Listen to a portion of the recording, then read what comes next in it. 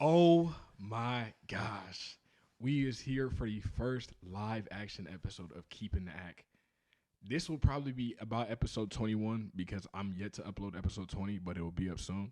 But hey man, we here, man. I'm here with my guy Donovan. We at Donovan's crib right now. Appreciate the family for letting us use it as a content house, man. Shout out to the Schaefers And the Curries.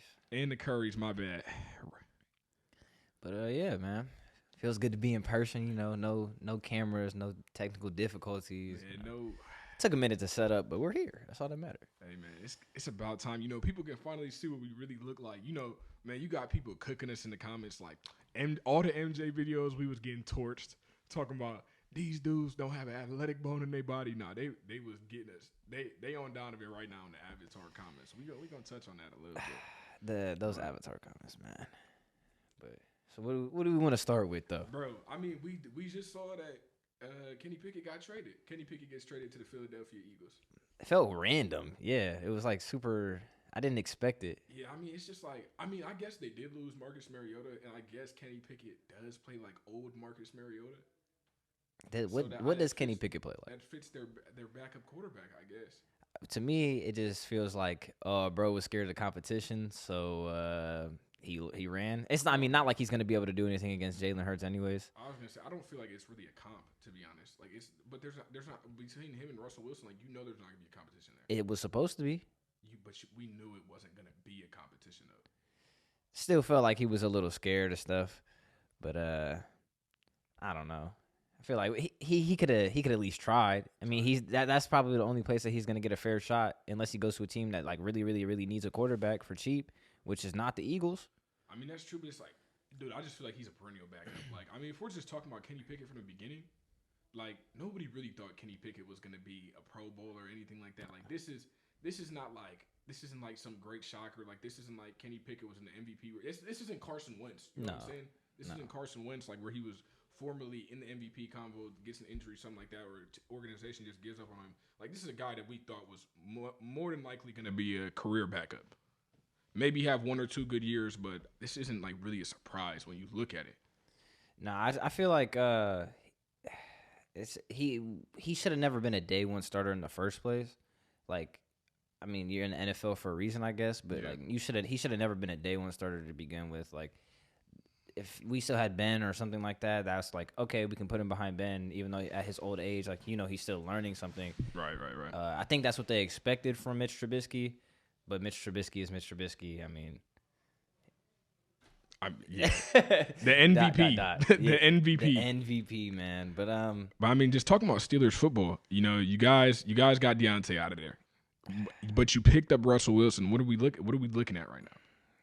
Definitely, I think the most aggressive offseason Steelers have had in a while. I was holding my heart when we traded Deontay away because if you've ever talked football with me, you know how, especially Steelers football, you know how I defend Deontay Johnson, especially being with like his route running capabilities. Man, that's all you ever hear from Donovan. We'd be like, bro, Deontay is not nice. Oh, he's a top 5 route runner in the league, bro. He is, man. He's cold, man. He is. It's just the hands. It's the hands and it's the after the catch. Yeah. I don't know what he be doing. I don't know. Trying to win the game when he doesn't need to. But So who do you want to pick up in the draft? If you were going to draft a receiver, because I mean, there's some guys you can get in the second round. We'll see. The Panthers might end up getting Xavier Legette, but that's just some guys we're going to look at in the second round. But Xavier Legette, probably Keon Coleman. Who else? Malachi Corley from Western Kentucky. That's a guy you could get.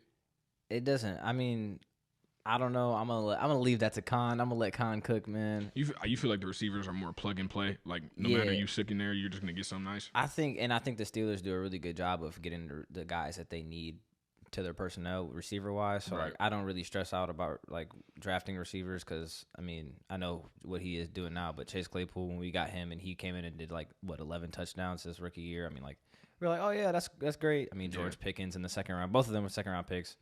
Deontay in the third round, AB in the 20 million round, like you feel me? Yeah, you know what I'm saying, stuff like that. So I think they'll do a good job no matter what. Hopefully, AFC North football is looking good. It is. Mike Vrabel just got hired as a player consultant. Whatever they hired him, Mike Vrabel on your staff, wherever he is, he's gonna make an impact. Yeah. But the Ravens got Derrick Henry.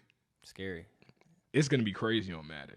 You better it's going to be you better hope insane his on leg Saturday. don't fall off with that running back curse that y'all got. I don't think it's really going to be a problem. Like, I mean, like, I feel like we would have saw. I feel like he's going to have. I think it's going to be 1,300 rush yards minimum for Derrick Henry. I'm not going to lie. I don't think he needs to do that much though. I just feel you like still got guys behind him. I'm just saying. Time. I feel like Derrick Henry just really just opens up everything. To be honest, just for our entire offense. Because I mean, obviously you always have the threat of rushing with the Ravens, but now like you really have to lock in because we got Derrick Henry. Yeah. Like there's no way you're going to be able to cover everybody. Obviously we got to add up another playmaker receiver. Maybe we do get one of those guys I named like Keon Coleman. Let me look at the camera. Oh we want Keon Coleman in Baltimore. We absolutely want Keon Coleman in Baltimore. But we'll see what happens. But I'm just saying, like, it really changes up things so much because obviously Gus Edwards is a good running back. Keaton Mitchell, he was a rookie though. Like nobody's really game planning for him. You know, like they're gonna kind of like you got to earn your stripes with Keaton Mitchell. Like obviously Gus Edwards, I'm not gonna call Gus trash. You know I really mess with Gus. No, Gus but there's no. He does his job. He's nowhere near Derrick Henry though. No. So yeah, I feel like this is nice. It's definitely like every offseason you go in and you're like, are the Ravens going to get a running back or are they going to get a receiver? Like, especially, I mean, not when you guys had Dobbins and you thought like he was going to be really healthy. Yeah. But like, it was always like, I hope Dobbins is healthy this year so we can have that attack in the rushing. You know what I'm saying? Yeah. No, I really feel like, to be honest, like it just, like how the 49ers, if Brock Purdy's not hooping, you can just give it to Christian McCaffrey, and Christian McCaffrey gonna be hooping. Like, if we give it to Derrick Henry is a running back that is capable of taking over a game. Like Gus Edwards is not a running back that's capable of taking over a game. Justice Hill's not. J.K. Dobbins isn't. You know, hopefully he guards out something for himself, like we said. But this is the first time we've had a running back in a very long time that can actually take over a football game. Yeah, that's true. But hey, well, you never know. We'll see what happens. We went out and grabbed Patrick Queen because we saw you guys got Derrick Henry. We need somebody to plug that in the middle of the field up. PQ, man. PQ, you're dead to us. Dude. PQ, you're dead to us. No. But obviously, you happy for PQ. But my thing with PQ, bro, he's only making $13 million a year, bro. My thing with him is he talked so much trash about the Steelers in that last season and just in general. Like, he never liked the Steelers at all. So, like, then that makes you think about things like, people like to trash Tomlin and his like coaching ability, but like he's really a player's coach. Like, no, bro, Tomlin will get the most like random people to come play for the team. Deshaun Elliott, he used to talk trash about the Steelers all the time too when he played for the Ravens. Like same thing. But there's no player in the NFL that doesn't want to play for Tomlin. Bro, you finally got you a QB. Like you guys, obviously people are gonna line up to go to Pittsburgh. But Eric DeCosta, we couldn't pay Patrick Queen $13 million a year. You're telling me we couldn't pay Patrick Queen $13 million a year? Obviously, I understand you do want to go get another receiver, that type of stuff. And we do have Trenton Simpson. Trenton Simpson did look good in that game. That last game against the Steelers, he did look pretty good. So hopefully, we don't take a step back there. Obviously we got Roquan, best middle linebacker in NFL. But it's definitely gonna hurt to see him go. Like, and twice a year. Like, bro, if he went to the Seahawks like we thought he was gonna go to the Seahawks, I really would not be tripping like that. But, bro, we're going to have to see him 2 times a year. Yeah. And if PQ picks off Lamar, bro, the game's getting turned off right away. I promise. Because, bro, I'm not going to lie. Every time, I know, like, I really love Lamar and all that stuff, and I'll be trying to say, like, we going to beat y'all. But Lamar becomes a mailman every time we play the Steelers. I don't know why. Like, every other quarterback, RG3 even played a good game against the Steelers. Lamar Jackson.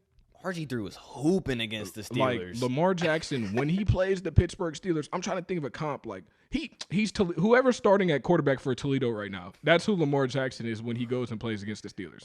Random stray. I don't even know. Toledo QB, you gonna watch this like, what I do? What did I do? Like, that's crazy. But yeah, man. My bad. Toledo's a respectable school. Akron U. We'll take that. Whoever's starting QB for Akron U right now, that's who Lamar Jackson is when he plays against the Pittsburgh Steelers. They got to do something about that team, man. Let's not talk too loud, though, because Rob's going to come in here like, hey, y'all talking about Akron? Man, you know that's his alma mater.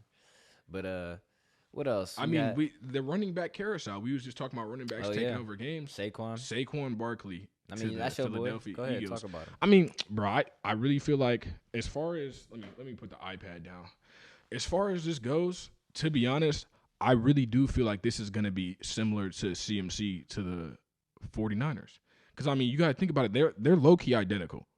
Except Saquon never had that 1K season where he had 1K receiving and 1K rushing. Like, he's never had a season as big as Christian McCaffrey, but he's definitely as talented. I mean, everybody knows, like, majority of the time, I'll tell everybody when I'm talking about running backs, like, I truly do believe that Saquon is the most talented running back to ever play in the NFL.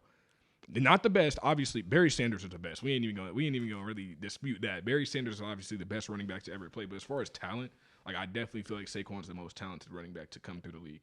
And it's just, we never saw Saquon really with no hoopers around him.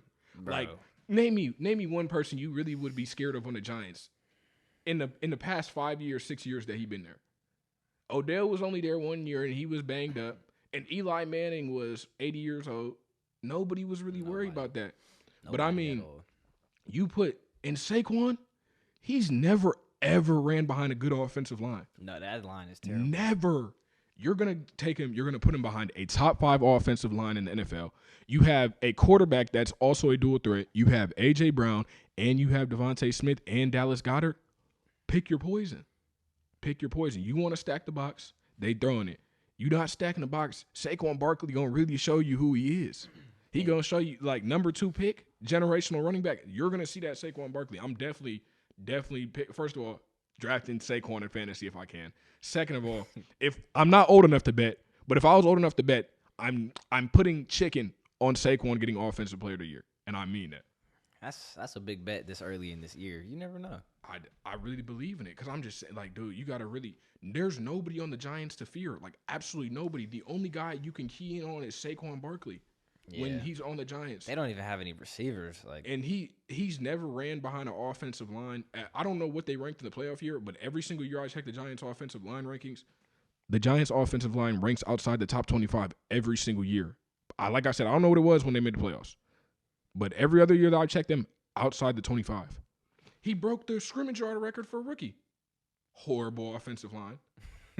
Man, Skip Bayless on, what's it called? He on Undisputed talking about Saquon Barkley's never beaten the Dallas Cowboys. I never wanted Saquon. He's all flash and all that stuff. I'm like, Skip, how Saquon Barkley gonna beat the Dallas Cowboys with by himself? Nobody.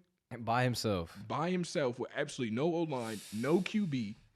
Yeah, that might be a bad take. I'm not gonna lie. He talking about Saquon, he can't bang it through the tackles and all this stuff. He only gets the only reason his rushing numbers look good is because he'll get like 1 yard here and continuously 1 yard, and then he'll pop a 50-yarder. That sounds like it's the offensive line, not Saquon Barkley. Obviously, Saquon did have a tendency to jump and dance a little bit when he was younger, but he's fixed that a lot. Yeah. But like, if you give Saquon Barkley an open hole, I'm pretty sure he's going to be able to get 5 yards every single carry. And that's exactly what the Eagles are going to be able to do. Yeah, hopefully. I mean, no Jason Kelsey, but I don't think that really stops much other than, Tush Push might be nerfed a little bit now that they got Jason Kelsey out of there. But he said that the guy behind him was good. We were talking about that the other day, actually. Yeah, I don't know his name. I'm not even going to try to pretend to know his name. Yeah, no, I don't. But the center behind Jason Kelsey, backed him up a lot and was saying that he was a good guy, good player. You just hope that he's saying that because he actually is good and not because he has to say that or that he, that's his buddy. Right. Because, Ben Roethlisberger said that Dan Moore was a good tackle, and look who we are. We see it, bro. We see it, bro. But, stuff like that. But what else we got to talk about? It's just a lot happened in free agency. We saw Brian Burns go to the Giants, but that's not really something to really talk about. It's just not exciting because that team sucks. But Giants aren't going to do anything. He got a decent sized contract, didn't he? Yeah, no, he got a huge bag. Yeah, he got like $31 million. Yeah, he got like that's what I meant by that. But a lot of teams went to a lot of players went to their rivals. I should say, my bad. Mm-hmm. That's a lot of that happened. I'm trying to think of the other notable. Kirk Cousins. To Atlanta. How do we forget that? Kirk Cousins to Atlanta. It's because it doesn't seem as like electric as we thought it could be. Like we were always saying like Justin Fields or something like that. Could show up there, which would be like a lot more exciting and dynamic, I think. But I think Kirk Cousins is the safe option, especially when you got a lot of those guys on rookie contracts still, and you don't got to pay them. They traded for Darnell Mooney. Mooney mania, man. That's That's an interesting trade. To say the guy. least. I mean, not that they needed another target, but I mean they definitely got one. I think Darnell Mooney gonna be crazy in that one. Man, it wasn't like a necessity there, but I think it's definitely a good luxury. All the highlights we see of Darnell Mooney, he's making an insane catch because nobody can throw him the ball accurately. You get one of the most accurate quarterbacks in the league, and he's gonna see the cornerback too because Drake London facing the CB1. Right. That boy Darnell Mooney. Don't be surprised Darnell Mooney get 800 yards. 800 yards, 5 touchdowns. It depends on how much they use Kyle Pitts, but if they don't use Kyle Pitts like Kyle Pitts can be used, I mean, he could definitely. I think they can both get 1,000. You know what I'm saying? Darnell Mooney. It's just it's just gonna be a hard offense to see like great stats on. And you got Bijan running it. And Tyler Algier. And he likes to catch too. Right, but I mean, even Tyler Algier, he eats every once in a while too. Yeah, like it'd be a random game, you just look. But I'm just saying, everybody is definitely gonna have their game where they go crazy. Yeah. But I mean, that'll definitely be a fun offense to watch, assuming that Kirk Cousins, plays up to that contract. Hopefully he does. I don't know, man. Those quarterbacks, like those trades, or like who would. Matt Ryan, when he left, went to the Colts, terrible. Who else? Who else was just bad when they after they left the Vikings? And after they left their team. Carson Wentz. I mean, Carson Wentz was always on the decline though. I mean, I can't really think of nobody, but one thing I do want to talk about is, I'm not going to lie, the Bears are cooking in free agency. Yeah. The Bears are cooking. I don't know how you get Keenan Allen for a 4th-round pick.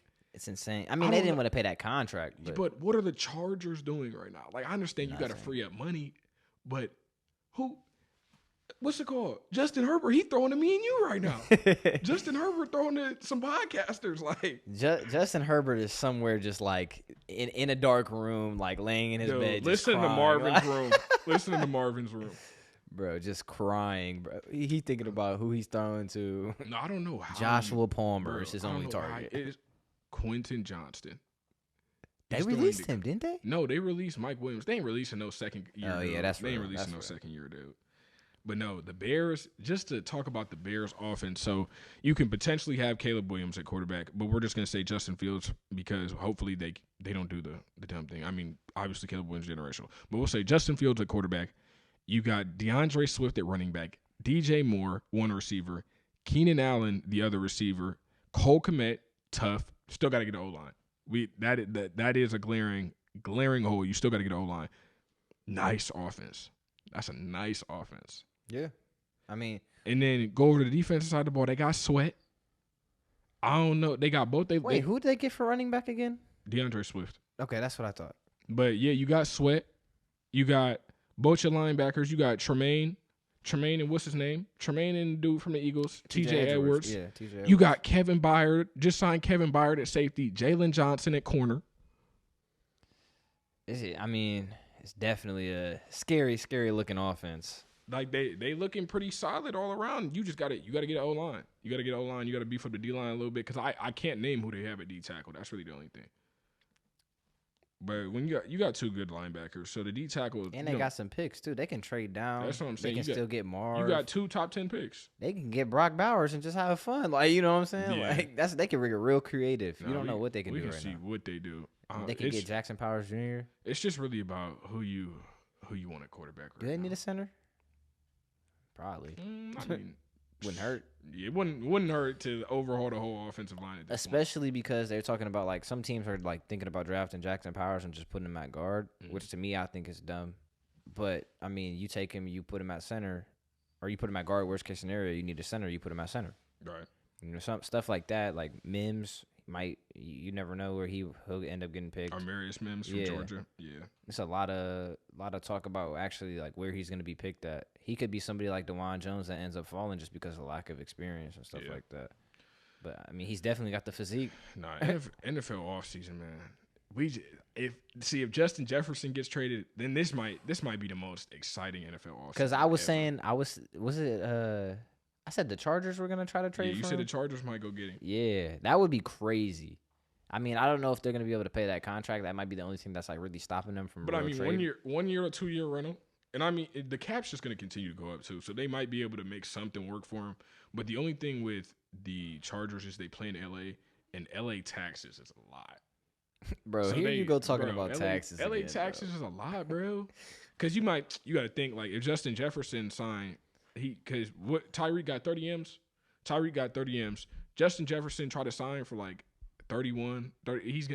He's only seeing like 26 M's. I'm like, with all those taxes, like we gotta really think about this. This dude is always talking about taxes. It plays a role though. I guess income tax definitely plays a role for when they sign in bags. But you just so unconnected, bro. I really be into all the analytics and numbers and finances when it comes to the NFL. It's because you be taking that accounting class, bro.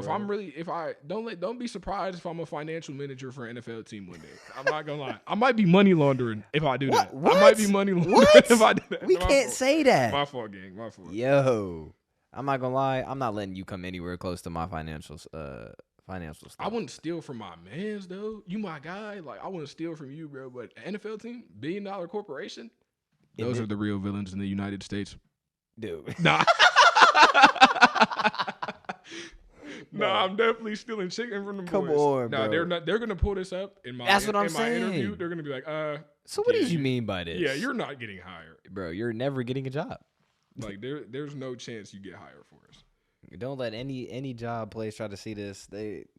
So what did you mean by this? Everything we say on Keeping the Ack is satire. Please never use this against us. It is all a joke, and it is not serious. This is all for views. There we go. Thank you. It's all for views. But yeah, man. But speaking of views though, we did get about 200K on this shoe reel. Just going back to that, like, bro, people really trying to tell me nobody wore LeBron 15s. I was just talking to Evan about that. Like, if y'all don't know who Evan is, but y'all can follow him. Little plug, streetwear chef. Y'all can follow him. He's a chef on Instagram, TikTok, all that stuff. But people gotta realize, like, bro, your geographic location definitely matters for like the stuff you're wearing. Like, dude, we're in Akron. No, but we was just talking to him, and he was like, "No, I was never wearing bronze." I'm like, dude, you're like this many years older than me. Yeah, like, dude, not your age group. We're in Akron. People was definitely wearing them bronze. Bro, we was wearing hoop shoes to school. Nobody's doing that but an elementary kid. Absolutely. Absolutely. Like, no grown man is wearing LeBrons or nothing like that. Or even KDs, nothing like that. But no, we've been getting a lot of views lately, and we've been having a lot of people talking about us, man. A lot of people frying us in the comments. Hilarious. Nah, these dudes, bro, hopefully now that y'all can see me, like, bro, like, y'all, I ain't gonna be getting cooked in the comments as much, bro. Like, I'm really, I'm really a cool guy, bro. Like, I'm really not, bro. They try to make me look like I was Humpty Dumpty because of the camera, bro. Man, they were calling him, bro. They was big talking guy. About, I hate when fat guys talk sports. Bro, he doesn't have an athletic bone in his body, bro. What this one dude say to me? He said, "Lose some weight, Big Papa." I said, "Bro, dang, bro." Like, I said, "Bro, is you serious, bro?" Oh my gosh. No, they was cooking me, but wait till they find out I'm a band kid. It's over, bro. Nah, it's over, dude. One dude, he was talking to me about football and stuff, bro. You get no PT. I don't even remember your name. When you can show me a highlight, I'll show you some respect. End of that. End of that. Bro, it's ridiculous. People on, especially reels, no chill. Yeah, no chill on the reels. And then the funniest thing is when people repost our stuff, well, like especially the LeBron and Jordan thing. Yeah. And they repost our stuff, and it's like full paragraphs, eulogies. Full paragraph on their story, bro. And I just hit them with some laugh, bro. It didn't even take no time, bro. I can't respond to none of that. Like, it's not going nowhere. I'm not about to dissect this, bro. I gotta be making a reel that we gonna post tomorrow. Hope get 100K. Like, I'm not worried about, like, for everybody commenting. Truthfully and honestly, we are not worried about the comments. Like, we have much bigger things to do. No. We all go through the comments, but we don't respond to them. But I'm saying, like, we're not gonna sit up here and, like, it's not really gonna ruin our day, because at the end of the day, like, dude, we don't even got 500 followers yet. We're trying to build something. Like, I promise we rushing through there, but we're more than likely doing something for our next video. I remember. But we do like constructive criticism. Whatever you like and whatever you don't like, as far as how things are set up, those are the comments we really do appreciate. Yeah, because it helps us make a better brand and make better content for the viewers. I mean, you guys are the consumers, so let us know how we can improve things. But some of them comments just be over the top and kind of funny, man. No, like this dude, bro. I forget what he said. He said, well, like, we was some. Man, I know I got the screenshot somewhere. Let me find it. He was talking about we're just the kids. Oh, we're gonna all grow up and vote Democrat. We're losers and all that stuff. I'm like, bro, we was talking about Michael Jordan versus LeBron, bro. Like, are you serious? How did we get here? How did we get here? No, I'm gonna find the screenshot because I know I didn't delete it. But no, he was, bro. Like, I never seen somebody get that mad over LeBron versus Michael Jordan. That's when I knew, like, bro, you can't talk about Black Jesus, bro. You cannot talk about Black Jesus. What? Man, what else, man? I mean, we need to start getting into a little bit more basketball stuff, but, you know, it just be so many. 80's like 82 games? The NBA season doesn't really matter until the playoffs. I'm not gonna lie. Not even that it doesn't matter. It's just not as exciting. I mean, it's always, I mean, we'd be watching Bron because he's like 39 years old, dunking on people. But, like. You think LeBron does steroids? Do you think LeBron does steroids? Because that's one of the main things that a lot of people said during our Michael Jordan versus LeBron James is that Bron does steroids. They was talking about Balco and all that stuff. Do you think Bron does steroids? I don't know. I feel like he could have at one point, but I don't think he does now. I'm not going to lie. Like, bro, people got to realize, like, these athletes, like, obviously there are people that use PEDs, but these dudes is really just like that. Like, dudes is really take we seen some dudes like 5 stars, 4 stars in high school and all that type of stuff, like, and they was like that. And bro, ain't no high school kid doing steroids. Like, no high school kids doing steroids. Like, and people don't understand, like, these dudes are just naturally gifted like that. Like, just because it's superhuman to you, like, that's every day for those guys. Like, you got to remember, these are the top 1% of people at the end of the day. Top 1% of athletes. I shouldn't say people. This is, like I said, obviously there are people that use PEDs, but majority of the time, like, these guys are just, this is just how they are, how they were born. I want to talk about Tee Higgins. Do we think he's actually going to get traded? I feel like you got to. I'm not going to lie. Got to? Why? Just because there's no point in trying to pay them both. Like, we just saw the Chargers get rid of both their receivers that made over $20 million. And that's what you're going to have to pay Jamar. Because think about it. Jamar's waiting for CD and Justin Jefferson to sign. Like, all of them they're all waiting for CD and Justin Jefferson to sign. Yeah. Like, they're all three of them, they're waiting for the first guy to sign, the second guy to sign. Because whatever he gets, I want more. Right. So Jamar Chase is going to command anywhere from $25 to $30 million. And then Tee Higgins is going to command anywhere from $20 to $25 million. You can't spend $50 million on a receiving corps. You just can't do it. That's too much. I think their best bet is to try to get Tyler Boyd back and maybe draft somebody. But, like, people forget that Tyler Boyd was the wide receiver too before Jamar came along. Like, Tyler Boyd is not. He could be a wide receiver too on a lot of teams, and, like, especially with him being linked to places like the Steelers. I mean, he's just getting up there in age though. That's the only thing. 30. Still. This isn't like CeeDee Lamb's 30. This isn't like Justin Jefferson's 30. Like come on now. Come on. This isn't like Tyreek's 30. Like, this is Tyler Boyd. It's 30. You feel me? I mean, I guess, but hey, Tyler Boyd, come back home. Come back to the Berg, man. Is he really from Pittsburgh? Yeah. It's a video of him and, like, Tomlin talking and stuff like that. Because all those Pittsburgh guys got a lot of respect for Tomlin. Like, I remember DeMar Hamlin was talking about it. Yeah. Like, the respect that those Pittsburgh people, like, even if they went to the school or if they're from Pittsburgh, like, they just got respect for him. But, I mean, I think it would be cool to get him in the Berg. Definitely wouldn't hurt. I mean, we have one wide receiver on our contract right now. I mean, one wide receiver on our team. Connor Hayward, man. Connor Hayward, all pro year. Whoa. Stop the tape. Absolutely. We're done. Nah, but cut the pod. Connor Hayward, he's not even, bro. He might as well just become a fullback. Become Kyle Juszczyk. He was a fullback. We use him as a fullback. Right. He gets used as both. Right. It's so weird because, like, Connor Hayward, like, you see Connor Hayward on the streets, like, that's not an NFL athlete, that's not bro. An NFL athlete in the slightest. I'm not gonna lie. But then you see Connor Hayward on the field and he's doing, like, some random, like, back of the end zone toe tap, like. No, he's agile for sure. It's like, so weird, though. Dude's real coordinated. But it's so. But he does. He's probably one of the least athletic looking NFL players of all time. Not even just in the league right now. No, that's fair. I'll take that because, I mean, look at Cam. Cam don't even look athletic. Cam Hayward about 6'12". Like, come on now. He's big and black and all right, hold on. Pause. We're not gonna. We're gonna stop. We're gonna stop that right there. You know what I meant. Yeah. But yeah, I mean, what about? I mean, Cincinnati. I don't know exactly what they're planning on doing. I'm not gonna lie because I saw a report that said that Joe Burrow might not even get 100% strength back in his wrist. Which, I'm not gonna lie. That aside, I didn't even know that, but I was gonna say it before I even hopped on the podcast. I think Bengals are gonna finish last in the division. Not gonna lie to you. I mean, Bengals lost a lot of people, and they probably about to lose Tee Higgins. Yeah, like Browns aren't really losing anybody. They got Mike Vrabel. I mean, like they're making decent moves. You know, they're not going backwards. I'll say that. And then and the Browns defense is way better than the Bengals. Yeah, like and Nick Chubb's coming back too. Like right. even if like Deshaun's not that good, you still got Nick Chubb in that defense to fall back on.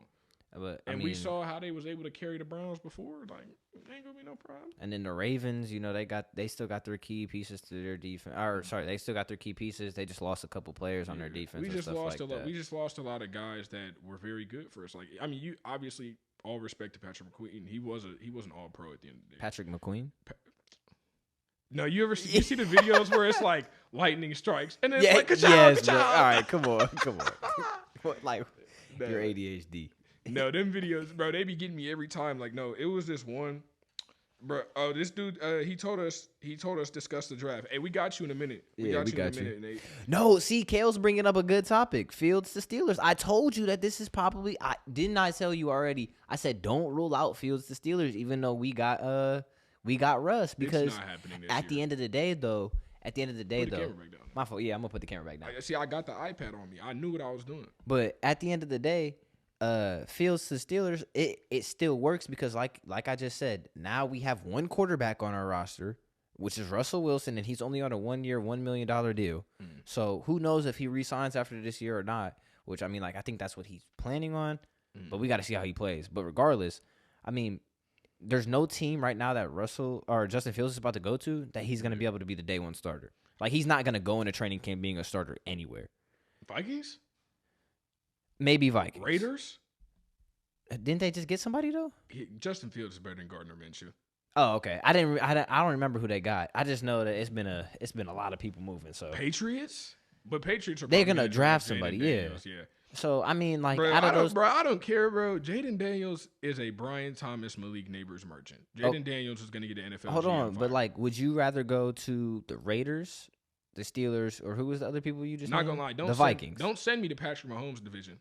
Don't send me to Patrick Mahomes. Yeah. Don't send me to the Raiders. I mean, I know you come into the Baltimore Ravens, AFC North ball. I mean, but like, don't send me to Mahomes. Yeah, like, it's still not the same thing. Don't send me Justin Herbert there too. I ain't better than neither of them boys. Yeah. So you know what I'm saying, like, and that's great development. You remember the video during Justin Fields' draft? What was that? 22? Was that 22 when he got drafted? 21. Yeah, I was gonna say that too. COVID. But you see the video where Justin Fields and Mike Tomlin like walked up to each other. Mike Tomlin was like, "You know who we here for." Exactly, man. So they obviously, I mean, they talk to each other. They got some good relationship. But I think he comes in there, he sits behind Russ or like competes with him even. Like if he competes, he's only a $1 million deal. Like that doesn't mean that we have to start Russ. I just feel like, bruh, y'all can get him in a year from now. We can get what? You can get him a year from now still. I don't want him a year from now. I want him this year. You want him this year? I want Fields this year. Now, what if that messes up Justin Fields, though? What if that fries his psyche? He's never the same quarterback again. That's not real. It's Justin Fields. It's Justin Fields. He a dog. He got that dog in him? He got that dog in him. Ohio State boy. Shout out O State, man. Man, shout out O State, I feel like every Ohio dude that's like at least from the age to like 18 to like 22 right now, we all have an Ohio State blanket of some kind at our house. Or an Ohio State comforter. Kale said, sit behind Russ, let Russ contract expire. Exactly. Yo, why is Destiny here? Destiny Williams, you the podcast #1 op. Get out of my live stream right now. I'm not playing with you. I'm not playing with you. What's it called? But Destiny, dude. Destiny don't know a thing about podcasts, don't know a thing about sports. All Darrell called me all hours of the day. Well, Destiny said you guys should do this. What do Destiny know? Nah, Destiny cool, but I'm just messing around. Oh my gosh, but yeah, man, we're gonna see what happens. I mean, I feel like if the Bears decide to keep Fields at this point, it's gonna be like real weird. And I mean, yeah. I mean, they told literally the whole offseason to be like, "Are we gonna trade you? Are we not?" Yeah. And it's like, just like he's not. It's not like he's old enough to really be a mentor to kid. Obviously, he can mentor him a little bit, but they're too close in age for this to be like. and not to like be that guy, but he didn't play amazing to mentor anybody. Yeah. I feel like he still needs a mentor, if Yeah. anything. And Caleb Williams doesn't need Justin Fields. You know what? Now that I'm really sitting down and thinking about it, you might be onto something. The Ravens and RG3, Russ and Steelers. You see, because Russ used to play like that. Justin Fields. I'm not gonna lie. Y'all onto something. Man. You see, y'all onto something. Let the con artist cook, man. I had a veil over my eyes, man. But no, that would be tough. Never mind. Yeah, man. Let the con artist cook. Oh, we're talking about Steelers still potentially being able to get Justin Fields. My Best Bryson here. Shout out my OG, man. Shout out my guy Bryce, man. He in the live. The best defensive pickup of the offseason. I mean, no defensive guys really went crazy places, but if we're talking about defense, I kind of want to say that the Bears re-signing Jalen Johnson, but that's like I said, he's going to the same team. Yeah, people that aren't going to the same team. Yeah, best defensive pickup, it would probably be Brian Burns for the Giants, or it would be Christian Wilkins for the Raiders. But with that bag, that's exactly what I was about to say. I don't like that contract in the slightest. You gave $31 million to a defensive tackle, and Christian Wilkins, he's not bad, and I understand the cap's going up, but that's a lot of money for that dude. And you gave him I think he got either $80 million or $100 million guaranteed. Because where do you rank him when it comes to D-line, interior D-line? When it comes to interior D-line, he's top 5 interior, but he's not. Quinnen, you got Quinnen. You got Quinnen, you got him, you got Dexter Lawrence on the Giants. And Cam when he's healthy. Yeah, you got Cam when he's healthy. But like Christian Wilkins. Leonard Williams. Christian Wilkins doesn't he's not a game breaker in my opinion. Like, you give that money to game breakers. Yeah. You give that money to game breakers. I don't know. I think for the value of the contract, though, I mean, too much guaranteed money. Yeah. Obviously, you're gonna. That's all free agency really is, though. You're gonna overspend for guys every single year in free agency. That's just how free agency works, to be honest. But that's just crazy chicken for him. I like. He had 100 tackles this past year. He's a force, but like. Might be my bias, but I mean the value we got PQ for. I mean, yeah, that's great. That's a great contract. I won't say best pickup because he was obviously a linebacker because middle linebackers they make $20 million. Man, the top middle linebackers they make $20 million. That's the green dot on the field. That's the defensive quarterback. That's why I said we couldn't have picked up Patrick Williams for 13. I mean, you don't need two guys with a green dot. You don't really need him, but.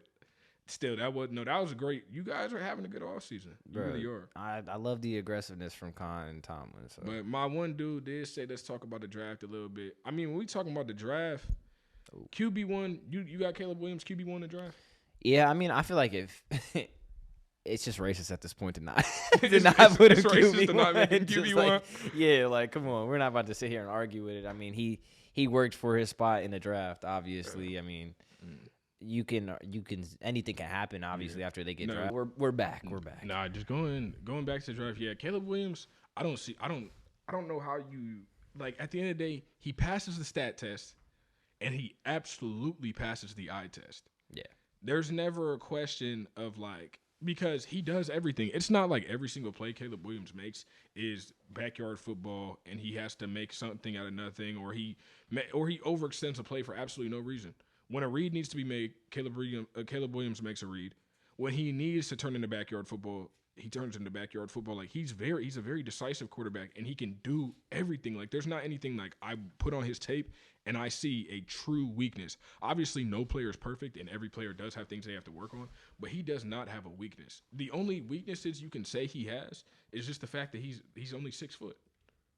But as far as really bad. That's what I'm saying. As far as playing football.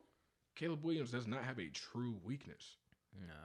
I think he'll be cool. I think it's just like the pressure of being first pick and like first quarterback that people like want you to feel. Pressure, it either makes diamonds or it crushes you. That's it. Yeah, like people are gonna want you to fail just because the hype, you know. Oh, he's talking about JJ from Michigan, man.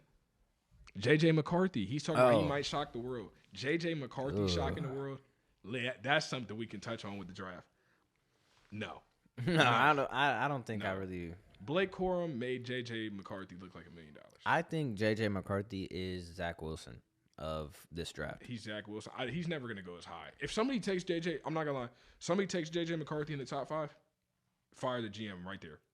Fire the GM right there. I'm not even playing around. Because, dude, J.J. McCarthy was struggling against Bowling Green. He was struggling against Bowling Green. Obviously, everybody has bad games, but, dude, come on now. And J.J. Would Mike Peake say, show me a clip of Jordan going left? Bro, show me a clip of J.J. McCarthy really, really doing something crazy.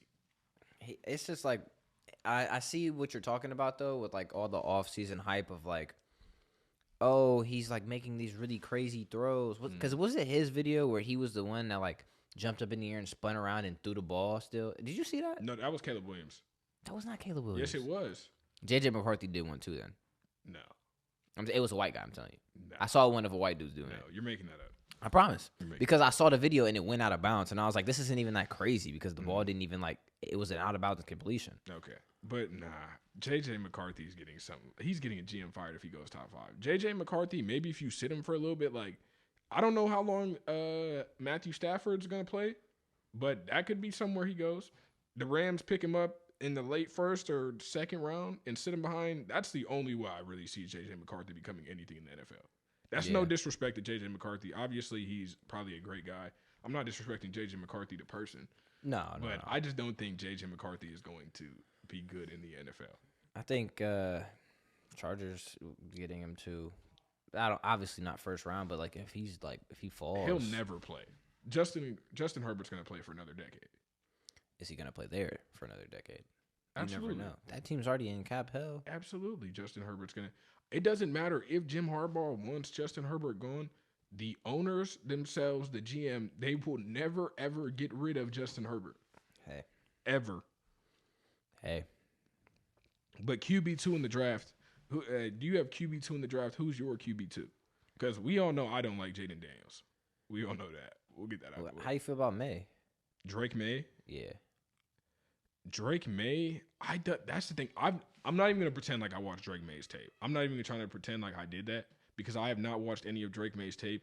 But from what I've seen from Drake May, he got some game. He got some game. It's just like, I don't know. I probably got to cut on some more tape. But, yeah, he is my QB2. Just from what I've seen that on a small sample size. Yeah. But it's just the only – bro, he plays ACC football. Right. ACC's pretty trash when it comes to Power 5. Because, I mean, like, that's like – not to quote him again, but it's like that's kind of like Zach Wilson in a similar situation. Nah, BYU's conference is nowhere near the ACC, though. The ACC's trash for Power 5. Okay. Like, if we're talking about Power 5 conferences, Big Ten's my number one conference now after conference realignment. But you got Big Ten, you got the SEC, and then the Pac-12 doesn't exist anymore. I don't want to put the ACC there, though. I don't want to put the ACC number 3. But obviously, everybody knows the ACC is one of the least respected conferences in Power 5, is the point I'm making. So we'll see what happens with Drake May. But, I mean, he does have all the measurables. 6'5". Good. Oh, the one thing, I don't like his throwing motion that much, but that doesn't really matter. I saw that, but that's coachable. Yeah, that's coachable. You can get that out of the way. Lamar Jackson, his throwing motion was never terrible. It was kind of how Drake May is, though. Obviously not similar in draft position, but that stuff you can see gets changed easily. That's like something that you can actually change easily when it comes to a quarterback. Like if he can't read a defense, that's not something you can change easily. But dude's throwing motion, you can fix that throwing motion. You feel me? We can get him right with the throwing motion. That ain't really an issue. But yeah, I got Drake May QB2, and then QB3. Bro, I don't want to say Jaden Daniels, bro. I'm not gonna lie. Outside the top 2 QBs in this draft, you know what? Michael Penix. QB3. I was gonna say, what do you think about Michael Jr. is QB3, man. That's crazy. That's my QB3, Michael Penix Jr. Let's see. Looks nervous every time he has the ball when talking about Drake May. I see that. I can see some of that. Or is he talking about J.J. McCarthy? And then we got Jalen talking about I don't know how I feel about May. I feel he hasn't even reached his potential yet. Yeah, that's another thing. I don't think he's reached his potential yet either. I feel like I hate that every single quarterback that comes out and is mobile and is big. Yeah. It gets the Josh Allen comp. I'm not gonna do that. Right. I'm not gonna do that. I'm not gonna even do that. Oh yeah, Nate say he's talking about Drake May. Yeah, I can see that. Like I said, as far as being nervous, but I'm not gonna compare Drake to Josh as far as play style really in any way. But as far as like not being at your full potential when you get in the NFL, I can definitely see that with Drake May and Josh. Yeah, it's definitely gonna be fun to watch. I mean, one of the most exciting QB drafts we'll see. I mean, we've seen. But no, I don't know. I feel like this happens every year. Where it's like, oh my gosh, this is the most exciting QB draft. Be flopping like, Justin Fields, Trevor Lawrence, that draft class. We was like, man, we think they had Trevor Lawrence, Mac Jones, Justin Fields, Trey Lance, Zach Wilson. We thinking this might be the best quarterback draft of all time. Buns. I don't know. No, it actually makes me mad how Trey Lance was like.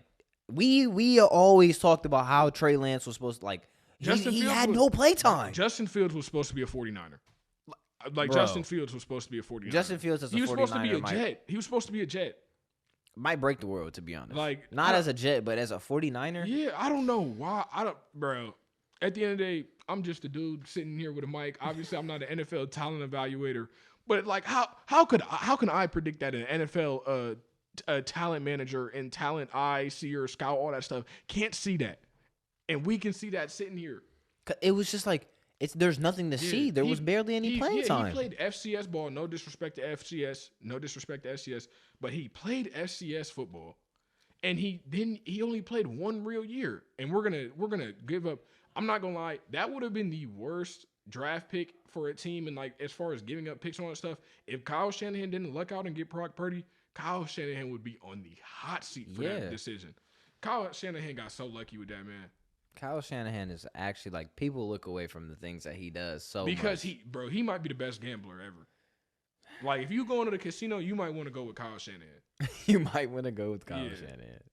But we don't bet here on Keep It in That. We don't bet because we're under the age of 21. But Prize Picks, if you want to sponsor us, DraftKings, if you want to sponsor us, man, DraftKings be sponsoring everybody. Come on now. But yeah, man, that's definitely interesting. But going back to this year's draft for my guy Nate. Yeah, I got Michael Penix QB3. To be honest, I know him and Bo Nix. Just a little bit closer to you. Yeah. Obviously, I know him and Bo Nix are a little bit on the older side, but Michael Penix can go, man. Just because Michael Penix is not the most talented physically, and he's definitely doesn't have the biggest arm or anything like that, but at the end of the day, he won his team football games just because of how accurate he was, how decisive he was. Like, especially if you want a fade ball, you want a perfect fade ball thrown, Michael Penix is your guy. Is he now? I think the only problem with Michael Penix is just he did have a horrible knee injury, and he is a little bit on the older side and that type of stuff. But I mean, he's not necessarily. And if we're talking, and I did just call Jaden Daniels a merchant of Malik Neighbors and Brian Thomas, and Michael Penix also had Rome Odunze and Polk and McMillan. So it's a little bit hard to get there. But I got Michael Penix over Jaden Daniels. I don't care because Jaden Daniels got the worst Heisman ever. Let's talk about it, bro. Dude, leave this man alone. No, bro, we can really talk about it, bro. Jaden Daniels putting up 8 touchdowns on Georgia State. I'm supposed to, bro. Come on now, dude. Leave that man alone. What happened when he was playing against the SEC teams?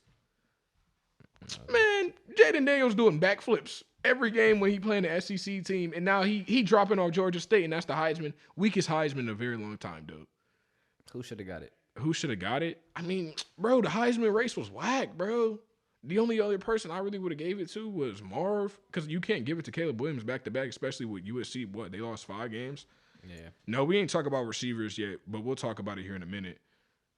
Receivers are like, they're difficult. I don't pay enough attention to receivers. The receivers this year, that's what I'm saying. Like, we're gonna have a reel that was dropping about that. But as far as receivers in this draft, like this could potentially be the best wide receiver draft because this is probably the year I've never seen a year where there's been more guys that you can say are first rounders. Like, you have 5 to 8 guys in this year's draft that you can say are first-round draft picks. at wide receiver.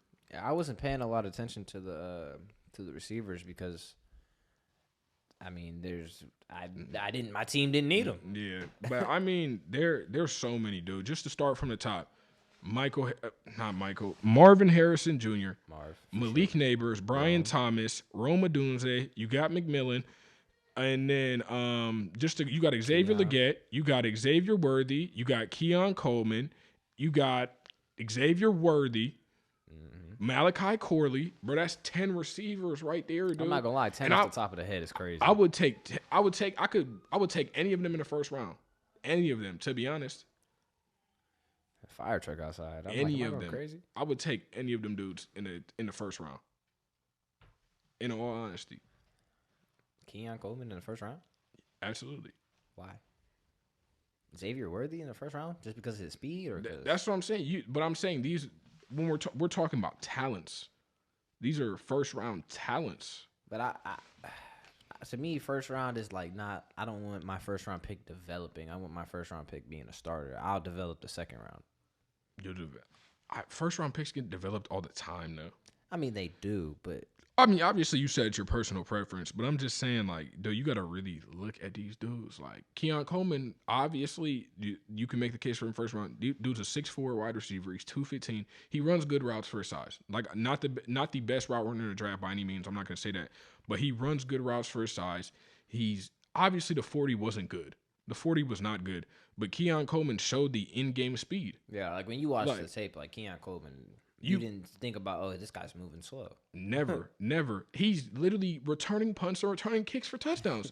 If a dude is 6'4", 215 and he's slow, there's absolutely no chance that they're going to put him on punt or kick return. Yeah, like, he probably just had a bad start. Like, he just needed to coach up that acceleration. And I mean, it's just hard to get acceleration. At the end of the day, people don't understand really how technical the 40 is. Because Keon Coleman, I'll tell everybody right now that's watching on the live or that will watch the YouTube video, Keon Coleman could 100% run a 4.5 to a 4.4, but it's just about the smallest thing can either knock you off 0.1 or even tenths of a second, just like that, bro. Just like that. Your shin's not at the right angle. You come out a little. You pull up too early. Like, the 40 is really so technical. Yeah. Like, it's insanely technical. So I'm not going to sit up here and worry about the 40. Tell me one time the 40 has ever determined a football player. People at home, when has the 40 ever made a football player? Never. And Nate asked, do we think Xavier Worthy is the next John Ross? I think Xavier Worthy is the next Hollywood Brown. I don't want to put that label on anybody. I don't want to talk about his speed when I talk about his game. I want to go – I'm not going to say that I know his game because I don't personally. But, like, I want to go and watch his routes. I want to see what his cuts look like. He can run good routes. No, he's very explosive out of his breaks. Xavier Worthy runs good routes. But my whole thing with Xavier Worthy, it's just like Hollywood Brown. Obviously, Xavier Worthy, he's bigger than Hollywood Brown is. He's about 3 or 4 inches taller. But Xavier Worthy, he is also very light. And with those very quick, twitchy guys, like, you worry about the soft tissue injuries. Like, you worry about hamstrings. You worry about quad strains, that type of stuff, calf strains. And just even foot injuries sometimes come up with those fast guys too. So that's really the only thing is just his health. And because we don't know if gaining weight will cause injuries as well. Right. It's kind of just, you really got to wait for it to see how it unfolds. But no, I think Xavier Worthy is a lot better football player than John Ross is. 100%. If you really cut on the tape, the biggest problem I see with Xavier Worthy is his glaring issues is his hands, and he sometimes loses the ball when it's in the air. Yeah, that's what I was gonna say. Like, I want to see him track a ball in the air. I want to see what it looks like when his after the catch stuff like that. But that stuff you can get right. Yeah. Like, that stuff you can get right. You send him to the right team. I seen a video of Tomlin today actually, and he was talking about, he's like, so the things that made you, what did he say? He said it so he was like, the things that made you good before aren't gonna be the things that make you good now. And I think that's like a similar mindset that he needs to have entering the draft because. Like, not you're going to the NFL now. Like, everybody's fast in the NFL for the most part. Yeah. Like you don't need to depend on your speed. They can game plan for your speed too. Yeah, they can 100% game plan for your speed. Like Tyreek Hill is Tyreek Hill is known for being fast, but Tyreek Hill doesn't always just depend on his speed. But like, his quickness side to side. Yeah, he also runs good routes too. Like, that's one of the main things you saw Tyreek get better at is like the route running. Mm-hmm. And obviously Tyreek does body catch a little bit here and then, but it's like. And it's also, Tyreek's a lot more compact than Xavier is, too. Yeah. I mean, a lot of receivers in the NFL. No, if I'm talking about Xavier Worthy, to be honest, Xavier Worthy, go cut on Tyler Lockett's tape. To be honest, same. That's your comp. No, I know my comp is still Hollywood Brown, bigger Hollywood Brown, or no, I don't want to call him Tank Dell. Tank Dell's tiny though. Tank Dell's a Brown Hollywood size. He's just not as buff. But if we're talking about really as far as size goes, like as far as their build, like skinny now, like Tank Dell's closest to him right now. Hollywood's not as close to him right now. But coming into the draft, Hollywood was very close to how Xavier Worthy is. But no, I'm just telling you, cut on Tyler Lockett's tape because Tyler Lockett never takes any hits anymore. Mm-hmm. That's why I'm saying, like, Tyler Lockett will get open downfield, that type of stuff. Like, I'd say cut on that tape right now with how little he is. I'd say cut on that tape. Or Devontae. Like, Devontae Smith. Devontae be getting hit, though. Devontae be getting hit. I mean, I've seen him avoid it, though, before. He definitely knows how. Yeah. He's not scared to take a hit, though, which is good. Yeah. But no, NFL, you never want an NFL player to be scared of taking a hit. But no, there's no way. I absolutely do not think Xavier Worthy is John Ross. All right, so outside of football, though, let's get back to the Avatar stuff. Bro. Since we can start the wrap. Here we go with this again, bro. So Matt, let me talk to the camera real quick. Matter of fact, let me move over. Bro, no. Keep me in the camera, man. Don't play on my screen time now. So Xander was arguing with me. We've been arguing about this all this week. Avatar thing for a very long time. We have been arguing Avatar and which element is the strongest and which one is the weakest for a very long time now, right? And he brought up a great point that I didn't even mention in the comment section or in the video of the last pod. He brought up the fact that only the women in the water village were allowed to heal. Now, that means more than one thing. That means the women were only male fighters, right? Which is why they hold on. Let me say what I'm saying. Which is why they got smacked in the Fire Nation war. Also, they took their powers with the moon. Side note. Second of all, those healing powers are not to be downplayed because you're gonna argue that he didn't actually, but Katara, which I know she's a very powerful Water Nation bender, was able to bring the Avatar back to life. She brought the Avatar back to life, bruh. Using the healing power. But I'm saying he's the Avatar, bruh. Obviously, ain't gonna be. He's like 10 years old. Bro is the most gifted spiritually, energy, all that in the entire universe. Obviously, gonna be easy to bring back to life, man. Easy? And this was special water. Like, bro, this ain't no tap water she healing Aang with. This from the spiritual oasis. That's what I'm saying.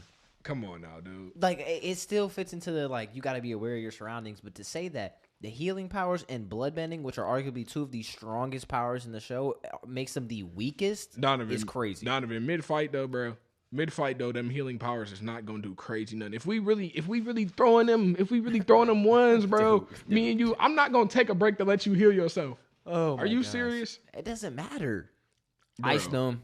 I'm not going to take a break, bro. What element do I got? What element do I fight you with? Earth. Any element? I'm cracking the ice wall, dude. You not going? And you got to think that healing is not instant for every wound either. Like Aang, he was in a coma for a little bit when her dad got injured when they invaded the Fire Nation. He was out of commission, even though she healed him right on the spot. No, but I'm not saying that it's like super overpowered. I'm saying, but the ability to be able to bring somebody back, regardless of like how what you have to go through to do that, is already crazy. But to be able to do it in the only nation that can heal people is crazy. That's overpowered. You don't think that the writers are like writing this stuff down about the Water Nation? We're like, nah, we gotta make it so that they can only do this during the full moon. Water Nation's the weakest. Just not like, dude. Come on now. All right, let's just sit here like this. If we just no special techniques, nothing like that. If we throw that all out the way. If I throw some water at you, is you gonna get hurt? Bro, what does that mean? If I throw some water at you, is you gonna get hurt? No, I'm not. If we all just base. Now, if I throw a huge rock at your head, what's gonna happen? If I blast you in the face with some fire like that, what's going to happen? If I hit you with some hard wind, what's going to happen? Some hard wind. That's not doing anything to me. Like, bro, you lying, bro. Hard wind? Bro. That's what we just comped that to? You lying, bro. I'm just saying, bro, if we just talking about just even the elements at just their rawest form. But the rawest form, the water already has control of water and ice. That's what I'm saying. Like the bare minimum of benders of Water Nation benders have 2 things under control already. They already have an element and a sub. Give me right then. So, why did they get torched then? I just told you on the night of the full moon. I understand they not really killed the fish. I understand. They took their powers. Aang not letting nobody kill the airfish, even though the airfish don't exist. But I'm saying if they invaded like that, no. Tell me this. If they really was cold like that, really strong like that, why did Sozin not kill them on the night of the comet, and why did he kill the air nomads? Because he needed it. Because the air nomads was cut. And then another comet came. Wasn't nobody worried about the water tribe? No, hold on. He said we going to Ba Sing Se, we killing the Earth Kingdom. He used it. He used that comment on the air tribe because the Avatar was in the air kingdom at that point. That's why he used it for that tribe, and that he wiped them out because he thought he got the Avatar when Aang was the only one that survived. Yeah. Right, so that's why he used it the first time. But he also knew they was really cut like that because a fire can't burn. What's it called? A rock. Yeah. That's why Earth not the weakest and water is. What you talking about? Oh my gosh. I'm just saying. Fire seems like they got to use a lot of resources. I'm just saying they was not worried about no comet when it came to the water tribe. They said we going to pull up on the water tribe. It could be our worst day and we going to pull up on the water tribe. Dude, that's just so stupid. That's just such a stupid argument. Like seeing as like Fire Nation is literally the only nation that was training to be fighters other than like the Earth Kingdom and the Dai Li. They have no reason to be cut like that. Water's the weakest, dude. Because we got to really sit down and think about this. Like, bloodbending, nobody's really learning. It's still the strongest. I understand these are the strongest forms of bending, but only like 2 people can do them. Only like 2 people can do that. And also 5 people all time. If we're really talking about just fact for fact, 5 people all time have been able to show the skill of bloodbending. So how many can do lightning? Almost every bender. When you watch Avatar Korra, when you watch Legend of Korra, yes. I'm not talking Legend of Korra, bro. I haven't watched that yet.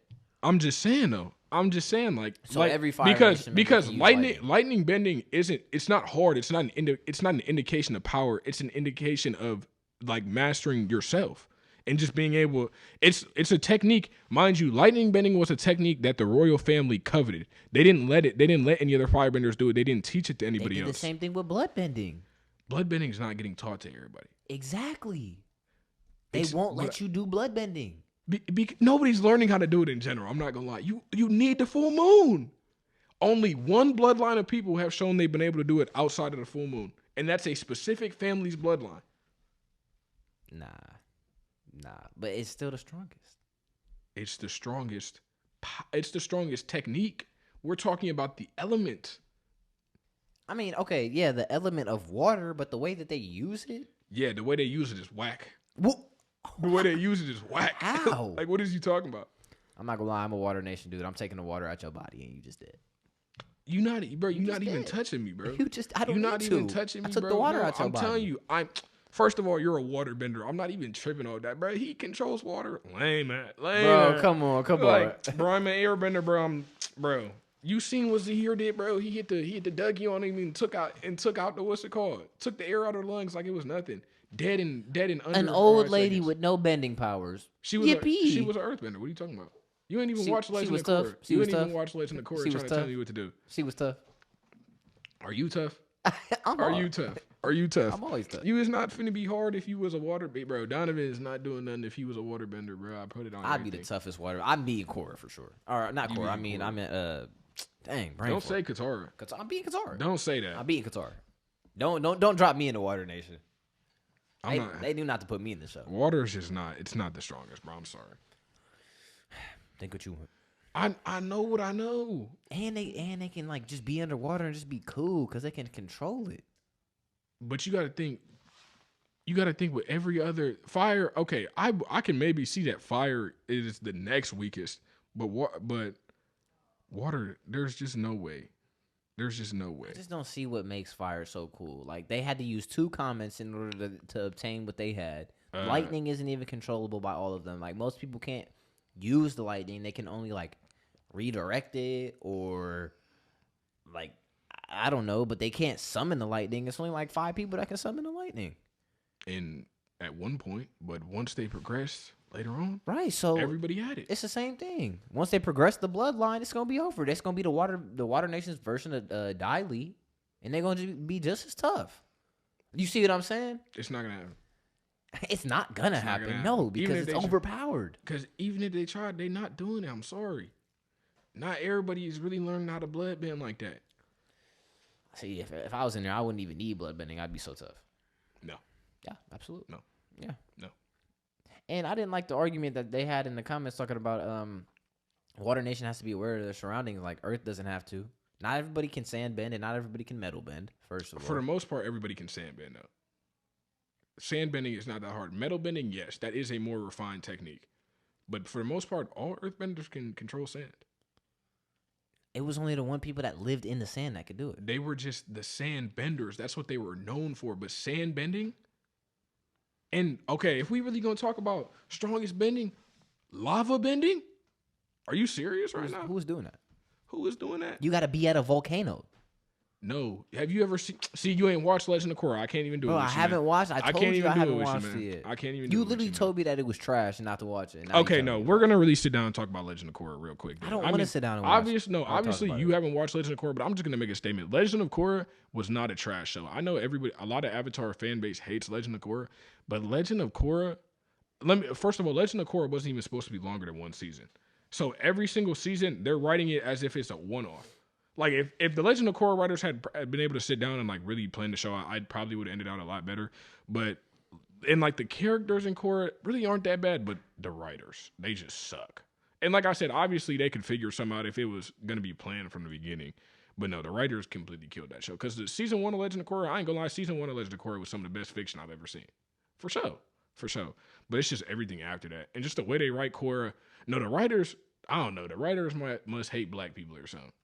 Obviously, I know Korra not confirmed like a black person, but colored people like, bro, Korra, first of all, Korra get her behind torched every episode every episode, bro. Korra, first of all, Korra get beat up every single episode. And then on top of that, they made Korra lose all the previous avatars. Why, bro? Are you serious? And then after that, after Korra get beat up, bro, Korra go into like, we saw Aang go into a coma for like 3 weeks. Korra was out for 3 years. They put her out of commission for 3 years. All right, bro, you spoiling it, bro. No, it was really bad for Korra. Like, all right, so here's my question. This is my last thing. Because you know how Aang would pull up and they'd be like, oh my gosh, it's the Avatar. Korra pull up, they'd be like, man, the Avatar. Ain't nobody worried about the Avatar. Like, straight like that, bro. Straight like that. Like, the writers really hated Korra. You only say Water Nation weak because Korra, bro. What are you talking about? Why am I saying it because of Korra? The Water Nation was colder in Korra than they was in the last Airbender. They was. Argue. I ain't see it, but whatever. So my question to you is, in our lifetime, this is gonna be our last topic. Okay. In our lifetime, which video game has had the best storyline? Not best gameplay necessarily, but the best storyline. The best storyline, bro. I wasn't really playing story games like that. You know, like I'm really not. But like, it doesn't even necessarily have to be a story game. But like, first thing that comes to my mind is Destiny. Destiny. Yeah. So you know, I'm a Spider-Man fan. I was gonna say Spider-Man, the first game. I mean, but like, that's based off a movie though. That's a little different. I mean, it can go up there though. That story was definitely elite. I mean, it would have been a better question if we was talking anime for real. If we was talking anime. But no, I don't really got knowledge on that. I mean, I'm trying to think of games that really have like are story driven games. Like Overwatch is a very it's not basically no, if we're talking about lore, if we're talking about like all lore that goes into a game, absolutely Destiny's the number one game. Yeah, like I think it's the storyline behind Destiny and like Halo, but like but these are games that are like 2 decades like of lore going into this. Like Destiny 1, I don't remember, Destiny 1 had to have dropped in like 2010. That's something like that. So these are decades of lore and like all this stuff, and like lore continues to be put into the games. Mm-hmm. And on top of that, then you have people like making like communities of like trying to decipher the lore. Like if we're talking about like lore, Destiny's definitely the greatest game like ever when it comes to that. But it just like story from start to finish, I couldn't give you a game. Yeah, like thinking about Overwatch though, like you're not going on missions when you play Overwatch and stuff like that, but like Overwatch still has a lot of backstory to their characters, and they did a really good job of dropping their shorts, so you're not just like playing with. Yeah, that's people. Another thing. Just like, but not lore for sure is Destiny, because like, bro, the simplest lore in Destiny is gonna send you on 2 hours worth of Bro, research. Like, swear. bro, that Destiny lore is really deep. Like that Destiny lore is stupid deep. Bro, it's no joke. They'll have you out here doing the same mission 4 times just so you can get the gun that the dude used to kill the greatest boss. Nah, like, Destiny, man, bro, Destiny should have been so much greater, man. Destiny should have been so much greater. It was at one point, but what else? What other game? I mean, Call of Duty, but that's like just a little bit outside of what we consider our lifetime. They make a new storyline for every single game. That's not true. Like Call of Duty 3, like Modern Warfare. I'm saying, but some of that stuff. But we're talking about like as far as like, bro, the Destiny lore this is almost 2 decades in the making. Yeah, like, not almost 2 now. I'd say about a decade to a decade and a half. Man, when they pop soap, bro, come on, bro. Nah, it's just, bro. Nah. If we was talking about Destiny lore, that's like a 10-hour long podcast. Like, are you like nah, right. Destiny for sure, man, for sure. It's always a game that's like fun to come back to after like they drop more stuff. Yeah, Fortnite lore? Nah, I'm trolling. Yo, chill out. No, you gotta think about it, cause bro, 13-year-olds, 14-year-olds, 15-year-olds now, bro, when they our age, they gonna be saying Fortnite is the deepest lore game. That just shows you, bro, how time works, crazy. Bro.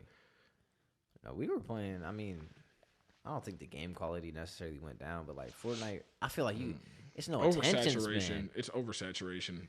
Just they put too many things in it. They put too many characters, that type of stuff, bro. And when you really think about it, like Destiny, other than the expansions, which like we used to complain about having to buy expansions, but like when you really think about it, it's not that bad because they're basically just dropping another game without having to drop another game. Yeah. So like we used to complain about that, Fortnite, but like most games now, most games now they want you to spend $40 in the shop. Like the shop is the thing that's highlighted. Even in Warzone now, like the shop, you load into the game, it's a pop up for the shop. Yeah, like bro, you load into Destiny, it's a pop up about the next DLC they got dropping. No games is really dropping DLCs that really add to their game. They're just adding little things like Fortnite cars, that type of stuff. No, it's just. I don't know, the levels of games, man. It's not fun no more. Nah, but bro, you really got me thinking about that Destiny lore. Like that, you really got me thinking about that. That Destiny lore. How many expansions were there? Even in the second one. If Destiny's had at least 15 expansions. It had to have. And whoever's writing Destiny, whoever their team is down at Bungie. Yeah, Bungie. At Bungie, bro, I don't know how are y'all coming up with this much stuff? Like, bro, they gotta have a team of like 100 people. Bro, and like they used to have like Destiny Easter eggs in like the old Halo games. Like, so like it's been in the makings, it just hasn't been dropped, which is like crazy to think about. That's actually insane, bro. Like, bro, I remember Rob showing me that he put the like showed me the videos and everything. He actually went to the game one time and like showed me like this is a Destiny. It was like something is coming or something like that on the thing. Be insane. Bro, is you gonna see Godzilla versus Godzilla times Kong, bro? Never seen one. And I ain't gonna lie. That's something you got to get into too. That's some lore in there too. The new Godzilla, like this Godzilla, not like when they was in the suits like in 1930s, but like Godzilla now. That's some more deep lore stuff, and like they dropping Easter eggs in video games, that type of stuff. Probably not your cup of tea, but I'm just saying like. It's not bad. I never watched. I'm not a big movie person. You know? I watch a lot of TV shows. I see it. Nah. I mean, it is what it is. Though. Nah, I feel like Godzilla X Kong, man. When that might be movie of the year, man. No, movies, bruh. Just talking about movies in general, bro. Movies been so whack lately, bro. Movies really been trash. I haven't gone to the movies. Marvel too, bro. Marvel. What is y'all gonna do, Marvel? Marvel, what is y'all gonna do, man? Y'all lost Jonathan Majors. You ain't got Kang no more. Like, bro, what is about to happen? No, I ain't gonna lie. The current Avenger squad, bro, the current Avenger squad pull up to my door right now. I'm fading all them boys. I promise, bro. Like, bro, what is Marvel really gonna do? Spider-Man, they gonna have to make Spider-Man Jesus. Like, no, they just gonna have an army of Spider-Man. They got to bro, Spider-Man finna be looking like 2018 Braun. Going versus whatever. Stop talking about Braun. Bro, you gotta think about, bro, who they really got? Thor, he whack. Love and Thunder was trash. Garbage. Like garbage. Nah, Thor just don't be, he's not serious. Bro, and Captain Marvel, like, bro, either she the strongest or she getting faded by us. She getting faded by, bro. I watched the Marvels. Okay, the Marvels wasn't a bad movie. I ain't gonna trash the Marvels, but Captain Marvel was getting faded by some little soldiers in the house. Granted, she was like in a family's house. She didn't want to destroy the crib. I get that, but like, bro, bro, they so lucky Thanos ain't pulling up now. No, they so lucky Thanos ain't pulling up now. Where's Hulk at? And that's bro. We could sit up here and talk for 8 hours about the destruction of Hulk's character in the MCU. Bro, they've been doing Hulk wrong. Because I was a huge you Hulk the fan. biggest Hulk fan, bro, I know. I was a huge Hulk fan. I used to read the comic books, bro. Comic book Hulk, and I know you could say this about a lot of characters, but like, for comic book Hulk, like, and it's not even like it's crazy, but he was supposed to really be tapped in with like Bruce Banner's brains and like Hulk's like physique and everything and for like way like long. Not even that. When they came together, they wasn't whack. Man, they wasn't whack. Professor Hulk is whack. He's whack. MCU's Professor Hulk, trash, garbage. Like I said, like, bro, come on, like, and if we talking about, bro, MCU Hulk, he's truthfully and honestly, he might not even be 10% of comic book Hulk strength. No. He might not even be 10% of comic book Hulk strength. That's the man, he bro. Was destroying planets. Bro, MCU, y'all better figure out something to do with Hulk. I don't know if, bro, they might just have to wipe the whole universe and only keep Tom Holland. They might just have to do that in their next movie. They might have to do that. I know they doing Secret Wars. I don't know if you know what Secret Wars is. You probably don't know, but bro, you can probably watch it on Comic Historian or Comic Explain, something like that. But they better just reset everything with Secret Wars and just get rid of everybody, bro, except Tom Holland. Because that's what I really feel like the MCU just need a reset, to be honest. But yeah, man, we're gonna wrap it up here. Man, we got places to be. It's about 4:35. I gotta go to work and stuff. This is the problem with the day episode. I want to go get into bed, take a nap now, but I gotta go to work. But that's keeping the Axe first live episode, man. Hopefully y'all enjoyed it, man. We had a great time. I love this format. I'm face to face with my guy. You know, hopefully we can get Kale on here. We can get Tease on here eventually. Hopefully next week episode, but hopefully everybody liked it. Mm-hmm. Y'all liked the setup. Shout out to Michelle for getting us right with the with the sign in the back. Man, with the whole set. Shout out Michelle. Let's take a minute to appreciate our sign, man. Y'all want a sign for y'all business? Hit up Michelle Curry, man. Man, we might have to look into doing some merch. I'd rock and keep it in that hoodie. I would too, absolutely. But yeah, keep it in that crew neck. Like, you know, I like to wear crew necks. I don't like the hoods being on me. It's coming, man. Keeping the act only going up for sure. In jail for this look nasty.